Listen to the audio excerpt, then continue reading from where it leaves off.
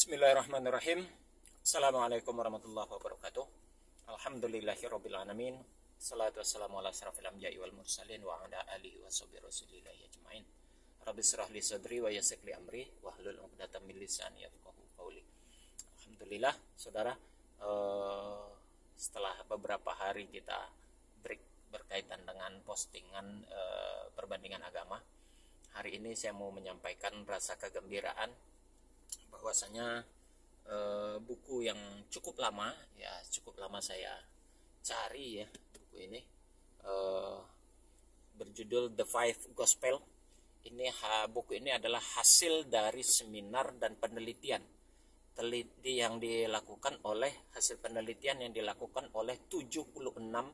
ahli perjanjian baru, ya. Jadi pakar-pakar Alkitab di Amerika itu melakukan satu riset, satu penelitian, kemudian diseminarkan berkaitan dengan isi Alkitab Perjanjian Baru yang dari empat kitab itu, Markus, Matius, Lukas, dan Yohanes, ya.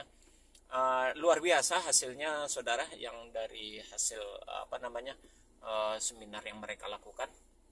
Mereka mengupas tentang isi Alkitab itu, Perjanjian Baru khususnya, meneliti. Yang diteliti apa? Mana kalimat di dalam Alkitab yang diyakini sebagai kitab suci mereka itu benar-benar dari perkataan Yesus dan mana yang tidak. Dan hasilnya cukup mencengangkan dan cukup luar biasa. Dari sini dinyatakan bahwasanya hasil riset yang mereka lakukan, ternyata Alkitab itu, Perjanjian Baru maksudnya, saudara, isi Alkitab itu 82% itu bukan firman Tuhan, bukan kalimat ataupun perkataan Yesus. 82% itu bukan kata-kata dari Yesus. Ini terbukti nih di sini, saudara, nggak kelihatan ya, tidak terlihat, saudara, ya. Nah ini, di sini ini dinyatakan, saudara, bahwasanya 82%, ya, kata-kata yang dianggap berasal dari Yesus yang ada di dalam Injil itu sesungguhnya tidaklah diucapkan oleh Yesus. Jadi 82% itu bukan perkataan Yesus, melainkan dari perkataan manusia biasa. Nah, ini diungkap itu, dan itu yang menyatakan bukan orang Islam, tapi ini adalah hasil dari perkataan para ahli perjanjian baru yang menyatakan, yang melaksanakan satu seminar dan penelitian riset terhadap isi Alkitab, ya. Dan riset yang dia lakukan selama kurang lebih 6 tahun. Jadi bukan waktu yang singkat, 6 tahun. Kemudian hasilnya diseminarkan, ternyata 82% isi Alkitab itu bukanlah firman Tuhan. Diperkirakan isinya hanya 18% saja yang diperkirakan itu perkataan Yesus. Itu pun masih diduga, belum diyakini 100%.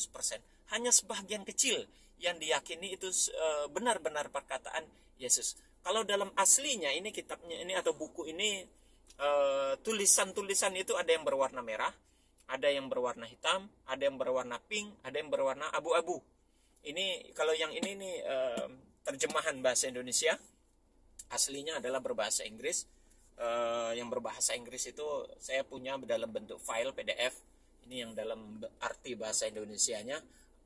Isinya begitu luar biasa dan cukup mencengangkan. Itu diantaranya tadi pengakuan para pakar perjanjian baru, para ahli perjanjian baru, ahli Injil menyatakan perkataan Yesus di dalam Alkitab itu ternyata hanya 18% saja yang diduga, yang diperkirakan itu merupakan perkataan Yesus. Sedangkan 82% itu adalah perkataan manusia, perkataan pengarang Injil. Jadi bukan firman Tuhan, begitu bahasanya, bukan firman Tuhan. Kemudian lagi ada perkataan yang lain di dalam isi di dalam isi buku ini dijelaskan. Selain Injil, yang bertahan yang tertua itu adalah sekitar ditulis tahun 175, sekitar 175 tahun setelah kematian Yesus. Jadi di sini diungkapkan Injil itu ditulis setelah 175 tahun kematian Yesus. Nih, ada di halaman 21. Di halaman 21 dalam buku ini dinyatakan ternyata Injil itu baru ditulis 175 tahun setelah Yesus tidak ada. Itu manuskrip yang pertama ditemukan itu, salinan Injil yang pertama yang tertua itu ditemukan tahun sekian. Artinya apa, saudara? Dalam buku ini keabsahan, bayangkan keabsahan kalimat-kalimat asli di masa Yesus masih hidup itu dikhawatirkan kebenarannya itu masih terjaga. Nah, gitu. Ya, 175 tahun, siapa yang bisa menjamin kalimat-kalimat itu masih benar dan masih suci dan masih benar gitu, tidak ada mengandung kesalahan. Nah, itu tidak ada jaminan. Jadi di dalam buku ini dikatakan, dan manuskrip buatan dengan itu adalah ditulis dengan tulisan tangan. Selanjutnya kesenjangan ini hampir 2 abad, ya, berarti bahwa naskah bahasa Yunani asli Aramik disalin lebih dari sekali, dan itu pun berulang-ulang kali revisi baru sampai ke tangan kita. Nah, itu berarti.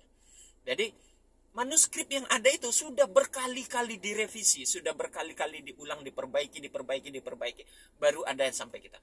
Maka tidak heran kalau seandainya andai saja di dalam Injil itu, di dalam Alkitab itu, di dalam beberapa Alkitab itu terjadi ketidaksamaan antara 1 atau 2, bahkan lebih. Jadi antara cetakan edisi yang sekian, edisi sekian itu masing-masing berbeda semua, dan itu diakui di dalam buku ini, saudara, ya. Dan di buku ini juga dikatakan para penyalin dan para penulis Alkitab, ya, meskipun mereka berhati-hati, namun mereka tidak luput dari kesalahan-kesalahan yang ada. Nah, ini di dalam buku ini diakui bahwasanya Injil ditulis penuh dengan rentetan kesalahan-kesalahan dan kekeliruan, ya. Kemudian lagi banyak sebetulnya kalimat-kalimat yang di dalam buku ini begitu luar biasa dan cukup mencengangkan, sehingga diragukan gitu ya, keabsahan daripada Injil itu sendiri, Alkitab itu sendiri, ya. Nah, di samping itu saya ingin membacakan juga sedikit dari butiran kata yang ada di dalam buku ini. Di buku ini dikatakan bahwa satu sinopsis Injil, di mana 3 Injil sinoptik dicetak dalam kolom paralel, memperbolehkan sarjana untuk mengamati bagaimana Matius dan Lukas mengedit Markus saat mereka menulis Injil versi mereka sendiri. Matius dan Lukas merevisi teks Markus. Itu artinya apa, saudara? Bahwasanya Injil yang ditulis oleh Matius dan Lukas ternyata adalah ciplak, plagiasi, copy paste yang ada di Markus. Jadi bukan karena dia mendapat firman dari Tuhan, tidak mendapat bukan karena dia mendapat ilham dari Roh Kudus, mendapat bimbingan dari Roh Kudus, itu salah. Jadi pengakuan dogma yang ada di kalangan saudara-saudara kita yang beragama Kristen, para penulis Injil itu diilhami oleh Roh Kudus, itu salah. Di sini diakui, di sini dinyatakan, dalam buku ini dinyatakan bahwasanya Matius dan Lukas, mereka menulis Injil itu ternyata menjiplak, menyalin ulang, dan merevisi apa yang pernah ditulis oleh Markus. jadi dia bukan diilhami oleh Roh Kudus. Anda benar itu kalau seandainya ada yang berpendapat para penulis Injil itu mendapat ilham dari Roh Kudus. Di buku ini dinyatakan para ahli, para pakar Perjanjian Baru menyatakan Matius dan Lukas tidak diilhami oleh Roh Kudus, tetapi dia menulis Perjanjian Baru itu, Injil Matius dan Injil Lukas itu hasil jiplak, hasil plagiat, hasil daripada mencontek apa yang ditulis oleh Markus. Sedangkan Markus sendiri menulis itu sendiri penuh dengan kekacauan. Jadi penuh direvisi. Ya, begitu. Jadi apa namanya ya? Ya, ini jujur dalam apa? Dalam menyampaikan hasil penelitian mereka, para pakar ini, mereka para pakar Alkitab, para ahli dalam Perjanjian Baru, mengungkapkan semua kebenaran yang ada di dalam sistem penulisan Alkitab itu sendiri. Di sini juga dikatakan, mereka juga memperluas dan menghapus dan mengatur ulang itu. Nah, artinya ada tambal sulam dalam penulisan Bible itu. Ada yang dihapus, ada yang dihilangkan, dan ada yang diisi. Makanya tidak heran antara satu Bible dengan Bible yang lain terjadi perbedaan isi, terjadi perbedaan saya punya bukti juga yang lain. Ini dalam buku yang lain ini ya saudara, bukti-buktinya. Saya kasih contoh aja buktinya. Dalam Alkitab tahun 1991, edisi Alkitab yang diterbitkan tahun 1991, di sana di dalam satu raja-raja, ya, satu raja-raja pasal 4 ayat 26 itu ditulis kandang kuda yang dimiliki oleh Raja Solomon itu 4.000. Ya, 4.000. Tapi dalam Injil, dalam Alkitab terbitan tahun 1928, ya, ingat tadi tahun 1991, sementara Injil yang ditulis, yang dicetak edisi 1928, kandang kuda Raja Solomon, ya, yang terdapat di dalam satu raja-raja pasal 4 ayat 26 itu jumlahnya bukan 4.000 tapi 40.000. Selisih yang begitu jauh itu saudara, antara 4.000 dengan 40.000. Perbedaannya cukup signifikan. Itu satu contoh. Maka pantas kalau seandainya apa yang dinyatakan di dalam buku ini dijelaskan bahwasanya tidak ditutup kemungkinan dalam penulisan Alkitab itu, Perjanjian Baru, terjadi banyak kesalahan dan kekeliruan. Karena pertama, masanya setelah Yesus tidak ada, itu 175 tahun setelah Yesus tidak ada, baru ditemuin itu, baru ada itu Alkitab itu. Yang pertama. Yang kedua, hasil jiplakan apa yang ditulis oleh Matius dan Lukas itu hasil jiplakan. Yang ketiga, semua apa yang ditulis itu melalui revisi berulang-ulang kali, sehingga tidak heran memungkinkan terjadinya perbedaan-perbedaan isi antara edisi terbitan tahun sekian dengan edisi terbitan tahun berikutnya. Nah, itu yang cukup luar biasa yang dapat kita ambil sedikit ya. Sedikit ini saya hanya sekedar untuk pengantar berkaitan dengan buku ini, The Five Gospel ini. Nanti insya Allah akan kita ulas lebih lanjut ini, isi dari buku ini akan kita kupas tuntas nanti ya. Buku ini saya sangat menanti-nanti ya, sangat saya nanti-nanti kedatangannya, karena memang sangat sulit mencarinya. Dengan ya, ini pun didapat karena di online. Saya beli di melalui Ko Donditan ya. Donditan itu seorang beliau adalah mualaf, juga seorang mualaf, dan sekarang itu juga ya ahli dalam kristolog, perbandingan agama. Ini buku ini diterjemahkan dan dipersembahkan oleh Ikhlas Foundation Indonesia ya, melalui Yayasan Pembina Mu'alaf At-Tauhid. Alhamdulillah, sekali lagi saya ucapkan terima kasih kepada Ko Donditan ya, semoga perjuangannya terus berlanjut ya, dan dimudahkan oleh Allah dengan segala urusannya. Yang jelas saya bisa menambah literasi berkaitan dengan perbandingan agama, mengupas tuntas dan menggali lebih jauh lagi akan isi Alkitab ya. Di samping ini saya juga punya ini seringkali saya sampaikan terjemah Injil Barnabas. Kemudian ini juga nih Bible sudah berubah judulnya, Bible sudah berubah. Kemudian ini ada juga ya Muhammad in the Bible ya, Muhammad in the Bible.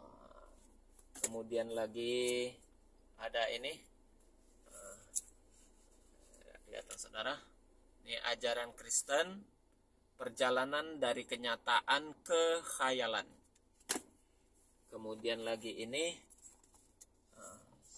ini yang menulis almarhum Ustadz Insan LC Mukoginta, 101 bukti Yesus bukan Tuhan. Dan banyak lagi yang lain saudara di rumah.